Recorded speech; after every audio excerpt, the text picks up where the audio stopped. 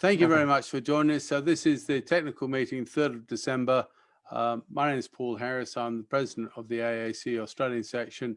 And I just want to go through the agenda for tonight. I want to talk about the meeting procedures. I'd like to introduce you to AACE International and AACE Australian section. We have a website, and I just want to introduce you to part of the website. I introduce our attendees to a different part of the website each month. We then have a webinar, Project Governance by Project Micro-Milestones, and I'll introduce the speaker. And then there's going to be the presentation, and then there'll be questions to the speaker. And then afterwards, we'll have an open mic session for anybody who just wants to have a chat. Rather than just turn everybody off, we'll have a social session where anybody can ask any questions. So the procedures, all the attendees will be muted during the presentations. You will have an opportunity to interact at key points through the presentation. If you want to ask a question or make a comment, please let us know using the Zoom chat feature. So type your question in, and then Frank will read it out for everybody to hear. And then the presenter, Russell, will answer the question. We'll make this webinar available on YouTube after this session through the Australian website. We'll also make the academic report available from our website. So if you want to download the report that Russell's written, you may do that as well. If you wish to have a certificate of attendance, please email info@aacei.org.au and we'll send you a certificate of attendance. AACEI is the Association for the Advancement of Cost Engineering. It's been serving the total cost management community since 1956. It's committed to constructive exchange of ideas between members, the development of technical guidance and quality education, the recognition of subject matter experts. So that's what AACEI does. In Australia, we have the Australian section, which is part of Region 8. We have a number of people on the committee, and we've got 4 more who are looking like they're going to attend. I'm the president. Yazid is the treasurer. Russell, who's talking tonight, is a training development coordinator. Cameron Baker looks after our website. Frank, who introduced me, is our events coordinator. We have a publications coordinator, a membership. Sorry, this is out of date. Sorry, I forgot. Saleh has resigned, but we have a new membership secretary who will be starting fairly soon. Alberto is looking after the New South Wales region, and the secretary is Karen. So Karen is actually going to take over membership, hopefully, and we have a new secretary starting. Just have a look at online schedules. So the AACEI website, this is aacei.org, and they have professional and technical resources. They have an area called online learning, and this is where you can take courses online through AACE in the US. And there are a number of courses available. So these are the ones that are available as online courses. So there's cost elements, pricing, costing. There's 3 modules of schedule planning. There's introduction to cost estimating, and obviously you can read the rest of the courses. These courses are well recognized around the world, and certainly if you take these professional courses, I found as a certified cost practitioner over the last 20 years, it's assisted me in getting a number of jobs. So if you're interested in taking these courses, you can go online here. Let's move on now. Some contact details. The Australian section, that's our contact details. That's our website. And this is the US website, contact information on their website. Let's get on to the speaker. I'd like to welcome Russell Kenley to present Project Governance by Project Micro-Milestones. This paper looks at payment by project micro-milestones and explores how this would not only reduce payment risk, but also would also provide much greater project progress estimation and project control. So I would like to introduce Russell Kenley, and I will hand over to him now. So I'll stop sharing to allow Russell to start sharing.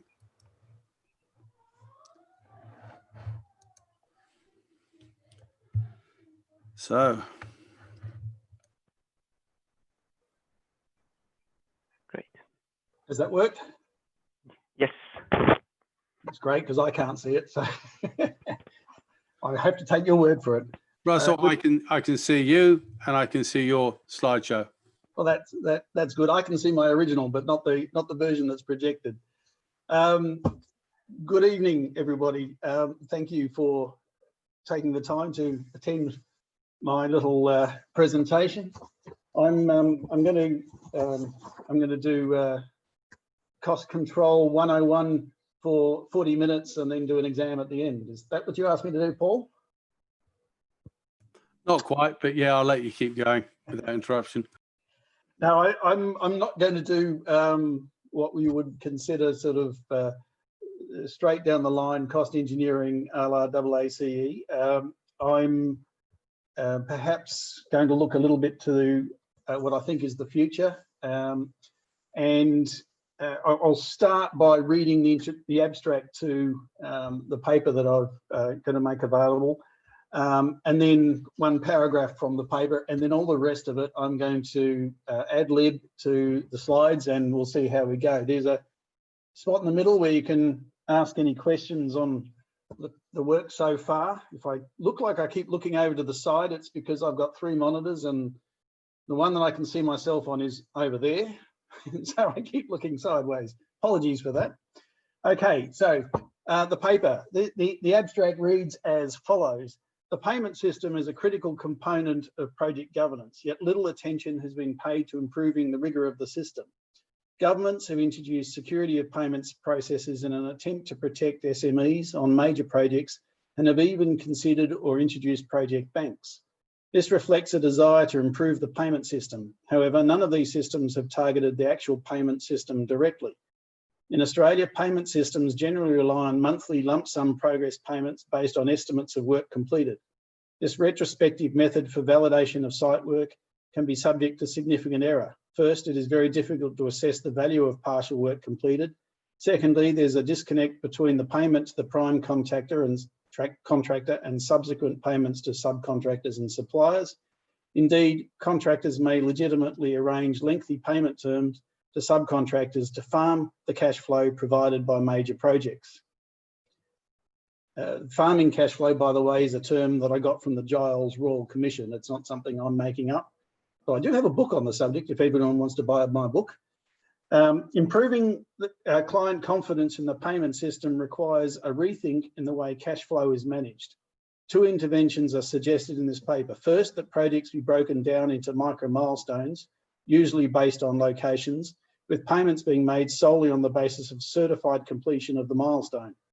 Secondly, the payment system used pre-registered and agreed interests to distribute client funds directly to stakeholders.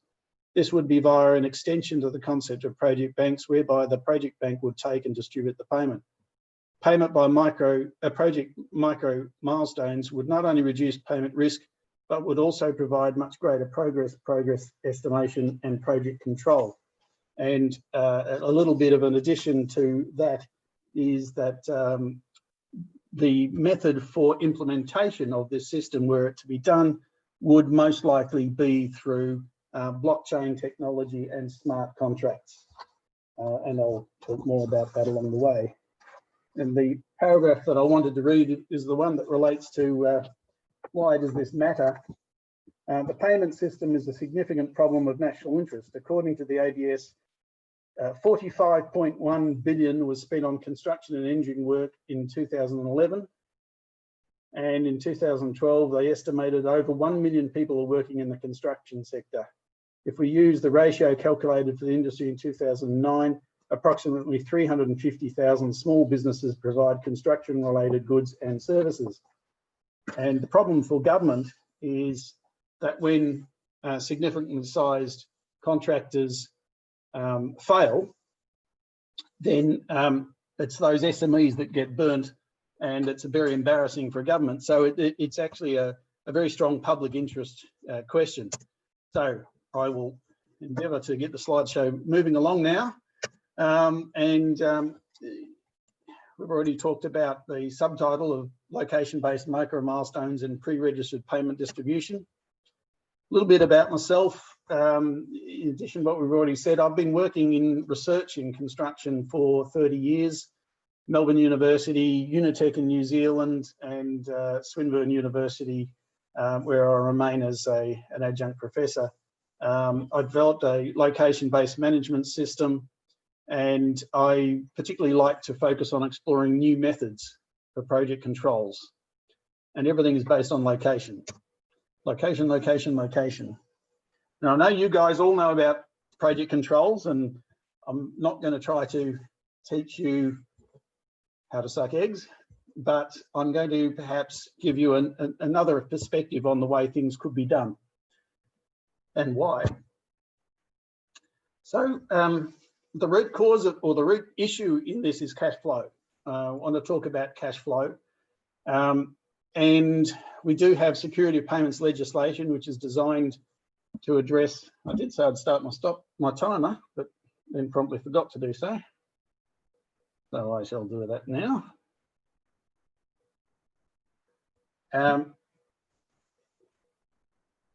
Yeah, the security of payments legislation is intended to address the issue of contractors failing and there not being enough money for trade contractors, but the practice is that it only helps a little bit. It doesn't address the main problem. So I want to talk about the way that we can address that through the payment system and improve tighter controls.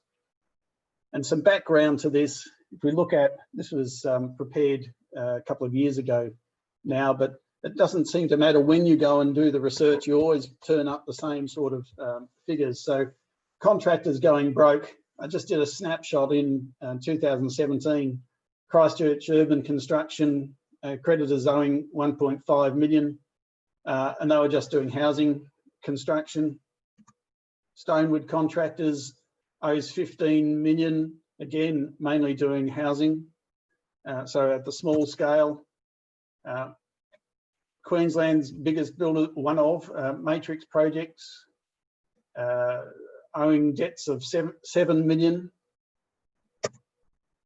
South Australian Construction, York Civil.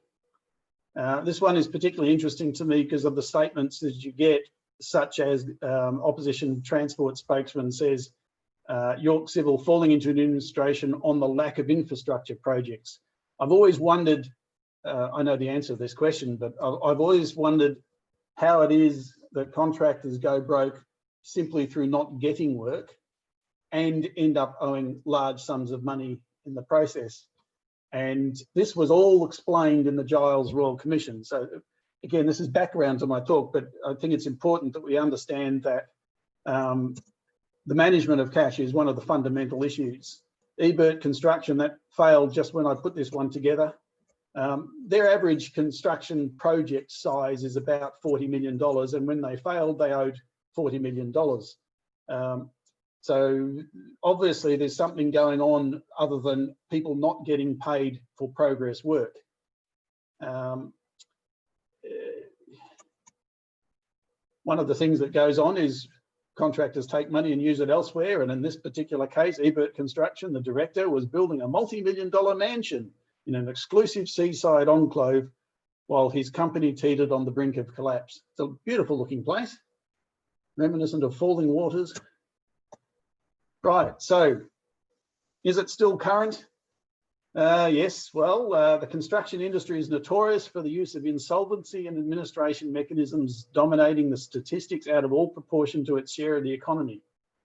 Many in the industry see it as normal business practice. This is Jeff Hanmer writing on November 24 this year. It's a cost-effective solution, but it leaves subcontractors and other suppliers owed money in the lurch. And that's small trades, of course. This is Grocon that he's talking about.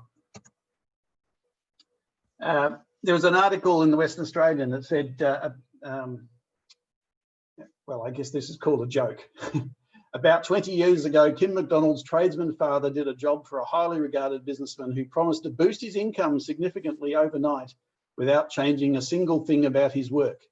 The businessman promised to reveal the secret to greater success once her father completed the job, and she remembers her parents being excited about the impending life-changing advice. The advice, exclaimed the businessman, would bring the father more money for doing absolutely nothing. It would change the way he lived and saw the world. Everything would be better. He would be richer and happier. pay your bills late was the advice.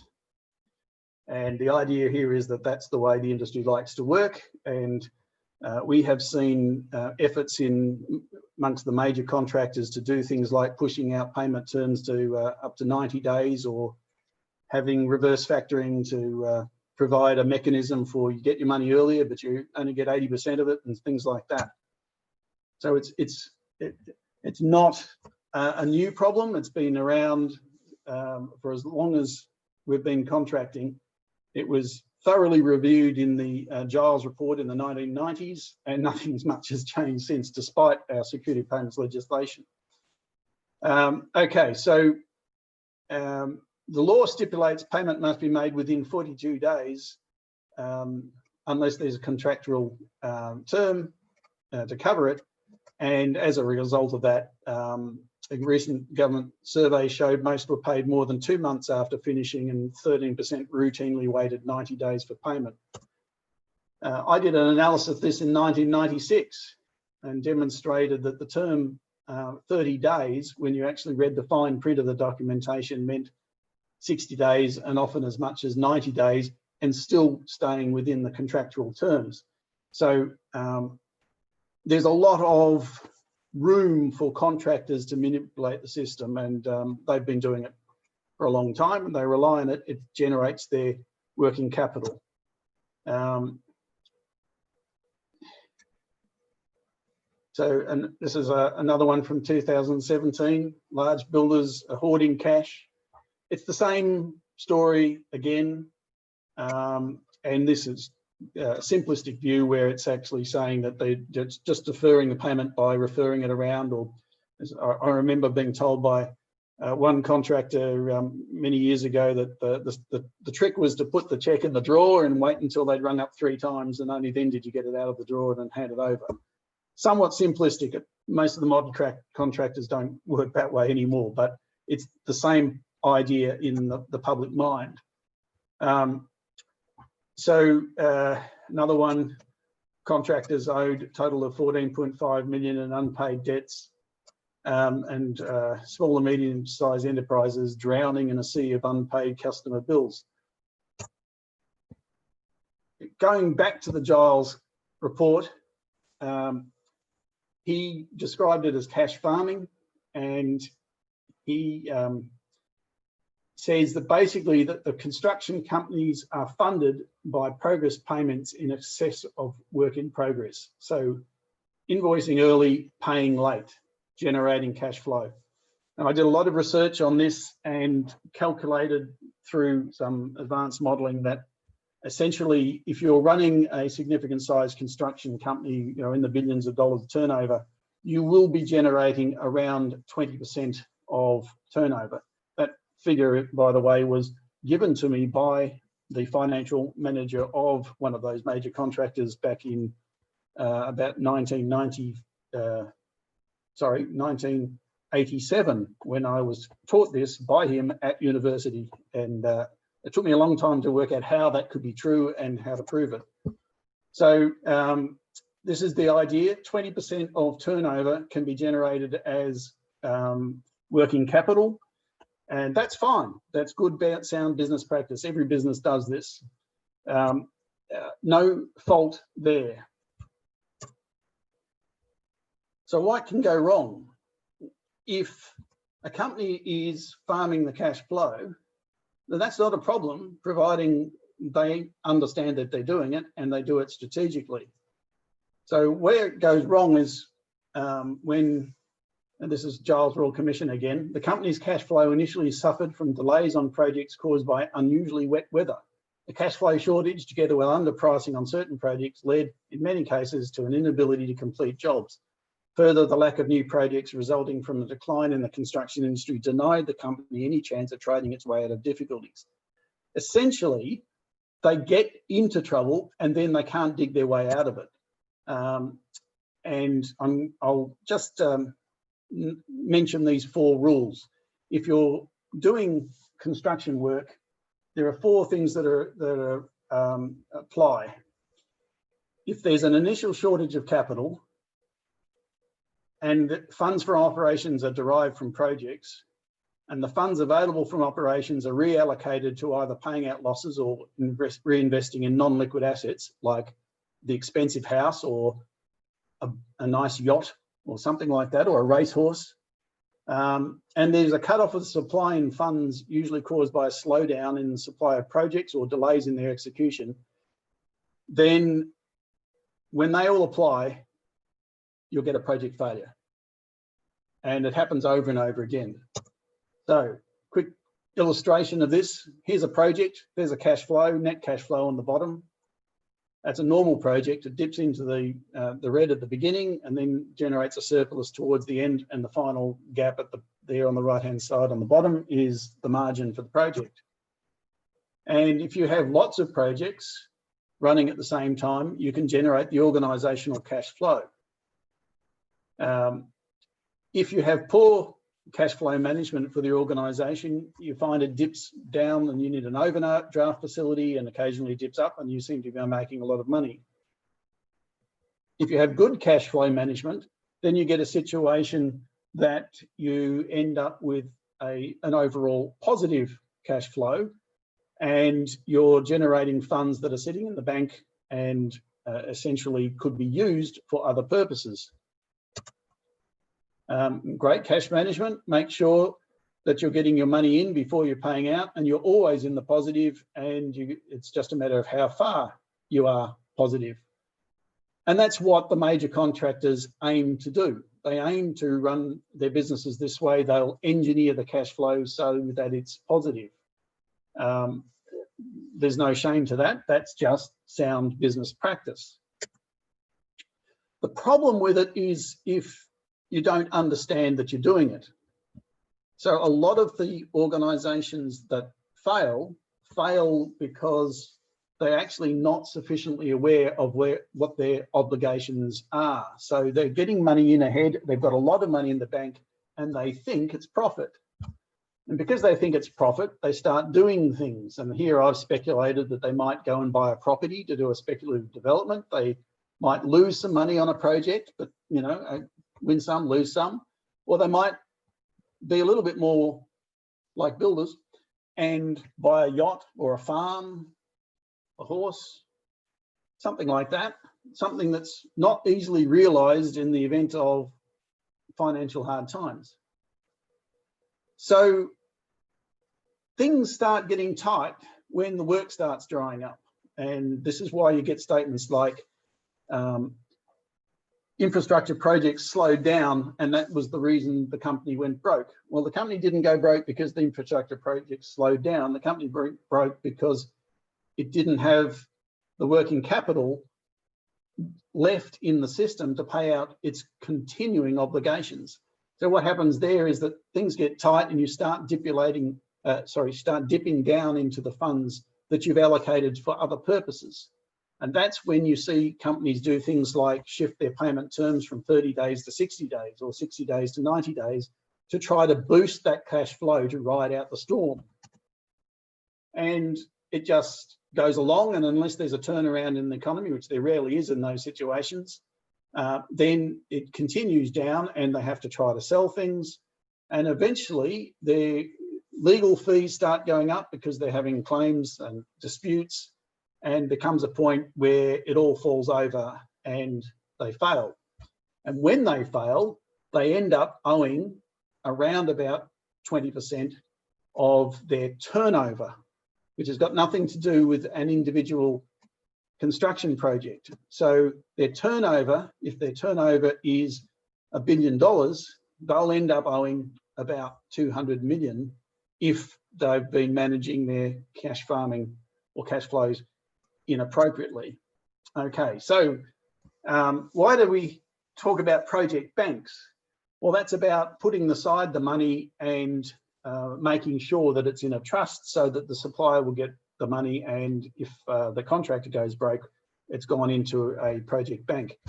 They've been trialled in WA, New South Wales, various other trials.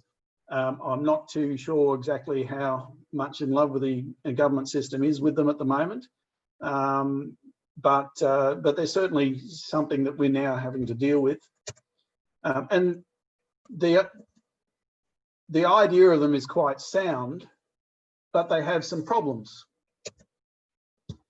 And there's two types. There's principal established and contractor established, and I won't bother reading that out. You know, we'll just skip over that. But it's about who prepares the progress payment and the way that works. Now, the key point here is that you've got to think about how the claim is made and how the payments are made and who is claiming money and who isn't, and so forth.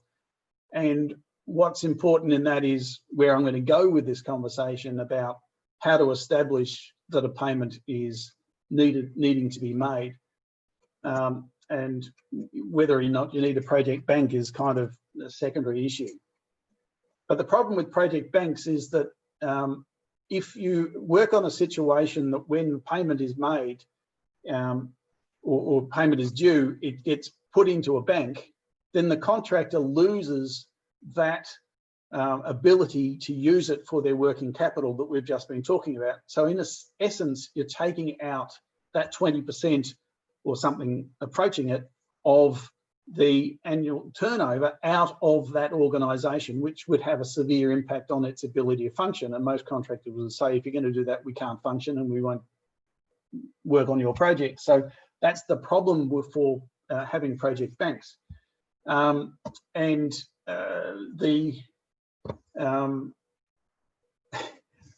advantage of them, though, to counter that, is that the subcontractors get access to that working capital and don't end up funding contractors, which is what's kind of going on now. And Deloitte Access Economics estimate that to be about 12%. So subcontractors fund the head contractors to the tune of about 12% of the finance. So simplistically, I've said a 20% loss of turnover for head contractors is a 20% gain for subcontractors. These are very rough figures, but it's quite large amounts of money, and that's the problem I'm addressing. And the problem comes about because we use work in progress based monthly claims. And I suspect we've all had a go at these at some stage in our careers of doing that assessment. A lot of us are making money doing this. I don't do this work. I used to, but not anymore. The exercise of measuring the amount of work done is extremely imprecise and often involves a negotiation. The other and perhaps more important things is on a progress claim based system, there's a very strong incentive for subcontractors to start work, because then they can start opening up payments for the work that they've done. There's an incentive to claim up to about 80% of the work, but there's little incentive to do the last 20%, because they're only going to get paid 20% of the payment. And in reality, there's probably 50% of the work to get that last 20%. So there's a disincentive to finishing work. And that loss of accountability is what I'm addressing. And at that point, I thought I'd open it up to any quick questions that we might have, just to take a breather. Does anybody, how does this work, Frank? Anybody got any questions? Not really. We just have a comment from Alberto. He says that there is always an issue when companies aim for unrealistic schedules or agree to unfavorable payment milestones. That's it. Yes. I'm perhaps going to explain that in the next section, because my concept of milestones is very different from what perhaps you're thinking of. So I'm moving from a situation where we would have one monthly payment where it's all calculated, to potentially hundreds or even thousands of payments per month. And so these are not milestones in the sense that Alberto is referring to as a stage of the contract or a significant event or one of those things. This is actually the completion of a works package. So that's why it's called a micro milestone. Let me explain that. Oh, there's my questions page, which was supposed to have been deleted. So moving right along. Can we fix this problem? Yes, we can. Here's the solution. Okay, micro milestones triggered by completion events and auto-generated payment processes. That's where I'm wanting to go. And literally talking about hundreds or thousands of payments per month, which would be an administrative nightmare if you didn't have processes to handle it. So the first thing to do is to break the project down into micro milestones based on locations being the completion of operations or tasks or whatever you want to call them. I like these days to call them operations. Operations are packages of work which repeat through the project. So you do slabbed formwork, and then you do more slab formwork, and then more slab formwork. That's an operation. When you've done the slab formwork for an area, that's a milestone, and you pay for when it's completed, etc. So it could be painting of a room would be a micro milestone. I'm showing you this because I'd like you to just dwell on the fact that most of the standards that AACE use were developed in the 60s, which is not a criticism, they're very sound, but in the 60s, this is how we built cars. And by the turn of the century, that's how we built cars. They're even more advanced now, but I can't find a photo of it. And where is the technology of that equivalent technology and data use in our industry in the administration of projects? It isn't there. So I want to turn back to one of the things that was developed in the 60s, WBS representation, work breakdown structures, traditional tree structures or outlining. It's just a method of breaking down the scope of the work, where the entire project is within the scope, etc., etc. There's all sorts of wonderful rules. One of my favourite rules, which I think personally is very silly, is that you can't break down one element to a sub-element of only one. You have to break it down into two. It's one of Raf's favourite rules. Raf always tells me, oh, no, it's got to be two. Why? There's some very sound reasons for that. In fact, breaking it down to one so that you can carry a cost code through to different levels of the structure. But that's another debate for another day. I have a location-based management system. That's the book. Anyone want to buy my book? Just write that down there, Location-Based Management for Construction. I'm not recommending it because it was a piece of work in 2010 and it was targeting some software that was being produced by, it's owned now by Trimble, and very powerful software, but it's not really addressing the needs that we have today. But I do want to talk about location. So what is location in this sense? If we look at a building, it has physical reality. It has rooms or zones or construction zones, functional areas, all sorts of things like that, that can break up our project into physical entities. And those physical entities can be three-dimensional. They can be networks on a road system. We've done a lot of work in highways with the road authorities on the use of location in road networks. One of the issues that's important about location is that it doesn't always have to be the same. Often when I'm talking about these things, people say, oh yes, but it needs to be repetitive. No, it doesn't. It's got nothing to do with it. Because we have computers, and computers are powerful, and they can calculate different things and different quantities. So all you need to know is what's there, not whether it's repetitively the same. I describe it as digitizing the data for construction, so that we take what are previously large lumps, like all of the 35 MPa concrete in beams between 3 and 4 meters and so forth. What do you do with that information? Break it up into the chunks of information that, you know, amusingly for me, quantity surveyors don't like to tell you, which is exactly where they've measured all of that information. We break it down into all of that information by the physical locations in the building. and we take our work breakdown structure and we examine it. So this is one I got off the web on one occasion, and it basically shows a work breakdown structure working through a whole lot of things, and I've decided to code it. And I've coded it by location and I've coded it by type of work. So I'll cut to the chase and show that what we pull out of that work breakdown structure on the left-hand side is a location breakdown structure where all of the codes that relate to a location can be isolated, and a work breakdown structure or effort or whatever you want to call it, which is where all of the doing things are described. So it's essentially what you do and where you do it are the two structures. And I like to put those together into a matrix. And I've come up with about 10 different names for that, but I won't bore you with that today. Here it's called the work location breakdown matrix. Well, that'll do.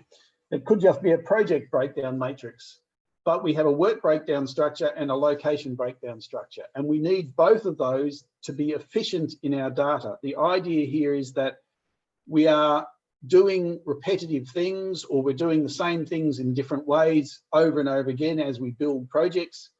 We shouldn't be storing the data over and over again. The work breakdown structure in a computer sense is archaic. It's no longer relevant. Now, I've had this debate with the ISO committee for the work breakdown structure that was just been published. I was on that committee. I did get them to recognise that, yeah, okay, we are now moving to a point where we need to start thinking about alternative structures, but they wouldn't quite bring themselves to actually say what those alternative structures were. So, but they did recognise that these things are coming, and it was quite fun actually, because I challenged the American members of the committee to say that this is true, and they said rubbish, rubbish, rubbish. It's always been done this way. 2 months later, we came back to have another meeting, and they said, "Oh, went out and had a look to what our people were actually doing." And we found that, yes, they are doing this. It is real. It's part of what's going on in the workplace. So these breakdown structures are becoming important. And how does it work is that we have this thing, I call it an operation. I used to call it a task, so you might see that terminology around the place. An operation is something that you do over and over again. And in this case, I've highlighted formwork of slabs. So you see formwork of slabs appearing over and over again in the work breakdown structure. And in the matrix, it's just a line, horizontal line on the matrix. Similarly, we have work in a location that is going on, and then in the matrix, it's a column of data. The importance of this is that each tick represents a small package of work. If there's no work of that nature being done in that location, then there's no tick. Fair enough. But the tick means we did column rebar on the ground floor in zone A or whatever it is. And if we did that work, we can assess it, and we can look at the quality of it, and we can certify it for payment when it's completed. And my argument is only pay for completed work. Don't pay for 20% or 30% or 50%. Get the sensitivity by having smaller locations. Don't get the sensitivity by saying, oh, you know, this big area is 30% complete, because is it? That's really hard to tell. Completing, that's easy to tell. Just a quick view of some location-based structures, just to show you this is not exactly new. The Empire State Building, 102-level building, built from sketch designs to opening for business in 18 months. Try to do that today. And it was run like an assembly line. That project used all of the most advanced management techniques from lean construction and so forth in the 1920s and 30s. And it had location-based workflows and location-based scheduling techniques. You can see on the left-hand side zones and vertical sections, and on and the right-hand side is a graphical representation of that. And this is a modern use. That's a project where the plan is shown and the actuals are dotted. The plans are the lines and the actuals are dotted, and you can see that the plan wasn't followed very well. Very visual. You can work with this, and each of those horizontal lines represents a location, and each of the sloping lines represents the operation that is being done. So to do this, we need a method to motivate completion, and that method is micro-milestones. We have a trigger for payments, which is based on completion of the location, quality reports, and then payments to all parties. To do that, we need to break down the bill of quantities by location. We need work packages to be mapped to locations. We need project bank accounts to be automated for payments as locations are completed. And we don't have progress claims. It's entirely automated. So if you think about the method that would be working here is if a painter goes in and paints a room, when they finish the room, they go to the foreman or the quality inspector and say, will you say that my room is ready for the next trade? And they look at it and they say, yes, it's free of faults, whatever. Okay, I authorize it as being completed. That then administratively goes into the computer system and a payment is triggered, and it could be on the same day. Now that's a very highly motivating factor. If you know you can get paid by completing something successful to the right quality on the day, then you will be much more highly motivated to do it. And the control of the schedule comes down to whether or not you want them to work in that location, but that's a discussion for another day as well. So to make this work, we need more detail in our work breakdown structures. Most work breakdown structures and almost all schedules have nowhere near enough detail. And I know you'll tell me we can't possibly schedule projects at this level of detail. You can, but not using existing technology. So CPM processes are inefficient because they do not allow for operations to repeat in multiple locations, and to track that efficiently, you have to put all that detail in. Again, that's a discussion for another day, but we could easily change these systems, and there are systems that can do it, but that's not for today's topic. The other enabler for this is blockchain technology. Now, I don't know whether you know much about blockchains, and we've all heard of well, I can't bring it to mind the name of the currency, but which is just about double in value again. The key with Bitcoin, that's the one. Bitcoin is the most well-known example of blockchain technology, but blockchain technology essentially provides a computer record-based method of tracking things through a chain and guaranteeing completion, and they rely on smart contracts. So to enter into a construction contract using blockchain technology and payment systems would require a significant change in the level of trust in our system, because the contractor has to agree that they will let go control of their payment system to an automated system. When work is certified complete, the payment is triggered and the contractor would not be able to stop it. That's a change. It's an important change because the subcontractor, when they do the work, should be able to rely on a payment being triggered. From their perspective, once that work is done and certified, there is no longer a reason not to be paid. And the security of payments legislation would agree with that. It's just a matter of timing. The project banks say, well, okay, if the payment is due, then it goes into a trust and you get paid later. I don't see any reason for the delay.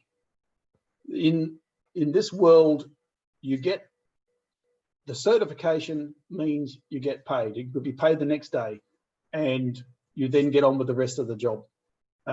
So all of that can be managed with new administrative systems, but it does require a new approach to the work breakdown structure and the way we manage both locations and operations in projects.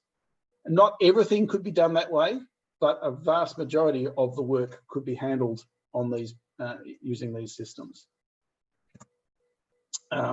So I just sort of completing this with a sort of an image. A subby finishes plasterwork in hotel room 212. Next, the work is inspected and approved as complete. A quality inspection report is filed. A completion event is recorded for the work. So these things like completion events in modern business process modeling, we have systems for events, and you've probably all run into it now where if you're doing travel approval at the university with travel approval, I would get a form that would suddenly appear in my inbox, and to authorize this and process that. Those things are the same sort of things. They're events. Got to stop the alarm there. And it's the same sort of process here. These are automated systems, automatically generated events. It would take a little while to shake it out, but then once they're going, the projects would be run semi-automatically. The approval of the works triggers a payment sequence in the business process model, and a payment is made by the client to either the project bank or directly to the contractor, and the payment is split then into the various pre-registered interests. So by that I mean the painter is getting paid for doing the painting, but the painter doesn't get paid all of the money from the client for doing the painting. Most of it goes to the painter, but 20%, whatever it is, 30% goes to the contractor for their preliminaries and for their profit and so forth. There may be other stakeholders in those payments. All of that can be pre-registered based on the operation. But once the certification is made, then that pre-registered payment stream can be automated and payments made to the registered interests.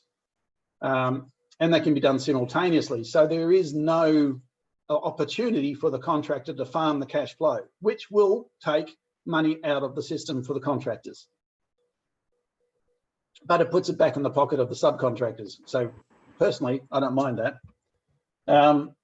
The contractor manages all subbies that are not pre-registered in the normal way. So the subcontractors would opt in to the payment system. If they don't opt in, then it's business as usual. So within 7 days, all pre-registered parties have been paid, and the payment system drives the continued performance, timely performance of the works on the project. And that's it. That's my delivery. Thank you very much, Paul and Frank. Thank you very much, Russell. Am I on time? Yeah. Actually, we're still having around 10 minutes to solve some questions. We're having one from Catherine Roach.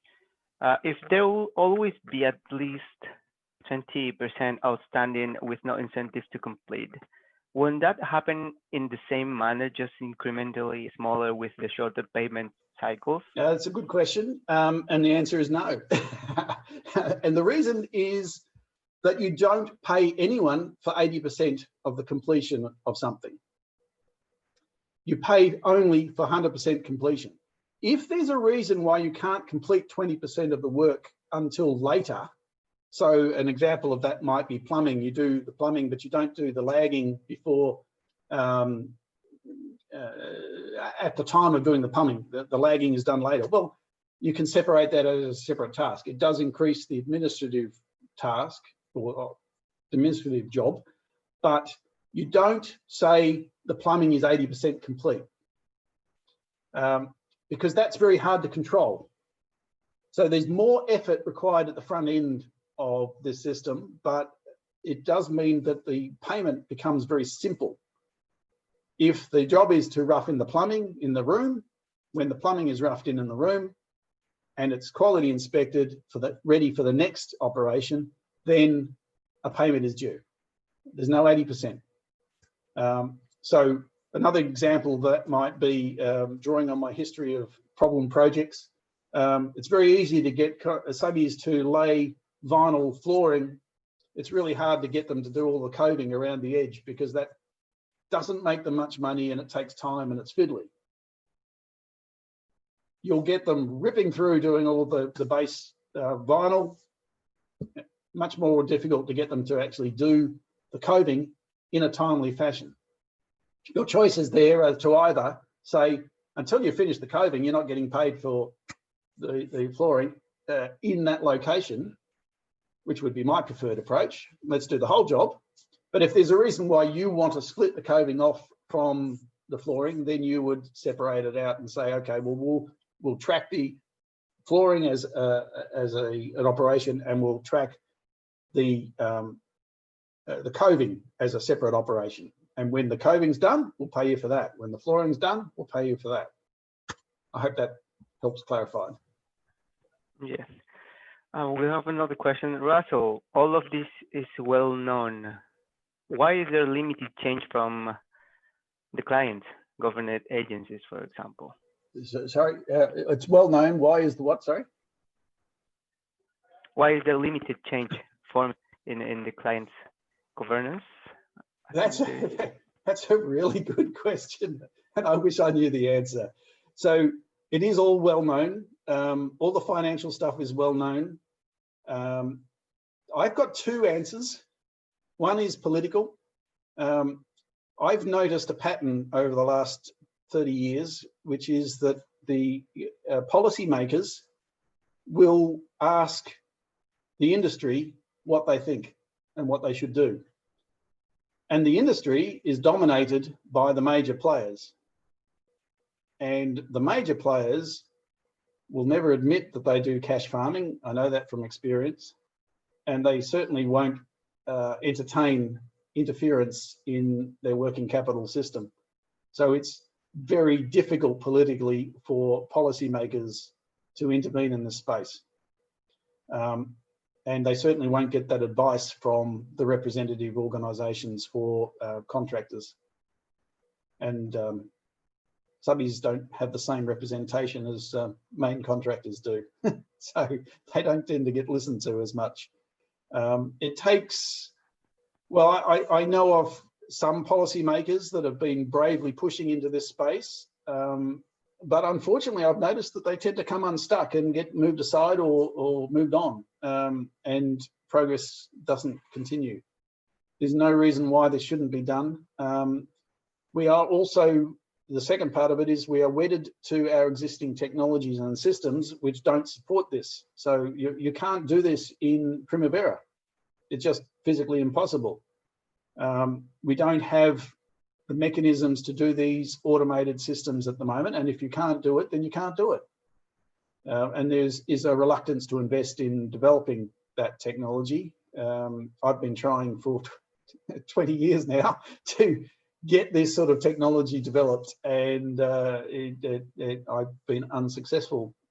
But having said that, the idea of the automated payment system is already under development by others in the UK that I'm aware of, and they are talking about blockchain technology. They are talking about automated payment systems. I believe that that will come by being driven by not policymakers and not contractors, but in fact, the people who develop systems seeing an opportunity to develop systems to exploit. What are they exploiting? Well, it's very simple. If you can get 0.2% of every turnover on all construction projects, I think is it Elon Musk will tell you that that's quite a successful strategy. That's what PayPal is built on and so forth.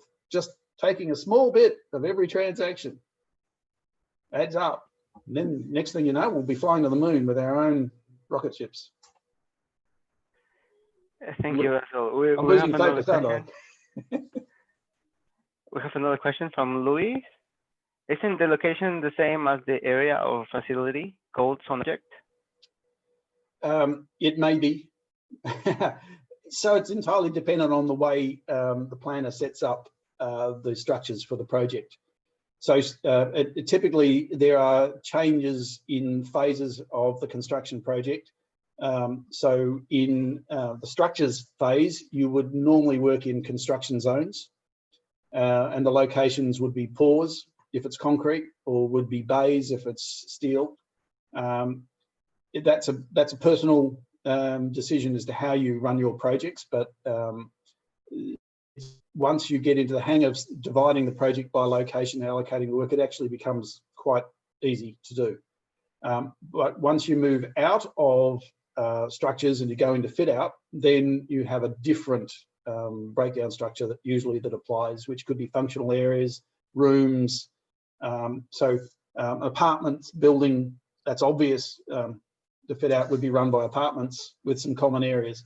If it's a hospital, then you would break it into the functional areas. So operating theatres in one area, offices in another, wards in another one, and then you would break it down further into individual wards or individual operating theatres and get that level of detail. Most construction projects would use some level of breakdown like this to actually on-site manage the projects, but they don't use it to drive their scheduling, which I'm somewhat critical of. I fundamentally believe that that's where you drive your production efficiency, is through sensitivity of the data, rather than using our current practice, which is to take a high-level summary view and estimate performance within that. I know it's more efficient to build schedules that way, and it's easier to monitor and control because there's not much detail, but you don't get the sensitivity. And that's why we have to rely on things like earned value analysis to try to get the sensitivity back. Okay, Russell, we're running out of time, but I think we can cover another last question. How does it deal with latent defects if payment is made on completion and defect manifests 2 months later? How is that dealt with? In the same way as it is now. I mean, you shouldn't be waiting 2 months to pay a contractor for work done. And you can have a retention system if that's what you want to do. There's no reason why rules for a retention system can't be built into an automated payment system. So it could be retention, or it could be defects rectification processes. Most of that is not going to be different to what it is now. What will be different is that the ease of reporting that you would allocate the defects against the location, and then you would manage the process of that completion by location as well. It's a very powerful way to manage defects, by the way. And it is quite a lot of that software has been emerging over the last 10 years. Defects management software that's been coming out in the market tends to use location-based processes. Okay, thank you very much, Russell, and thank you very much, everyone. Now we are running out of time, so I think we are good to close and stop the recording. But after this, we can start unmuting ourselves and talk directly to the speaker if you wish. Okay, feel free to unmute yourself and enjoy some more minutes with the crew here. Paul, do you have anything else to maybe mention? Well, yeah, I'd just like to thank Russell for his presentation. It's certainly a number of things he talks about are close to my heart. I get involved in schedules, and I must say I sometimes get very worried about extremely detailed schedules because they're very difficult to maintain and change and things like that. But certainly I have problems with some of the functionality of some of the software, particularly a lot of like P6 and project don't understand the difference between income and expenditure. And so it'd be very difficult to use P6 or project for this type of control where you have an income and expenditure that's different. Other products like ASTA, they have the difference between income and expenditure might be possible with some other products, but I certainly concur with what Russell's saying about using primarily P6. So thank you very much, Russell. And has anybody else got any comments or want to talk, yeah, the idea is to spend a few minutes having a chat and people talk to each other here.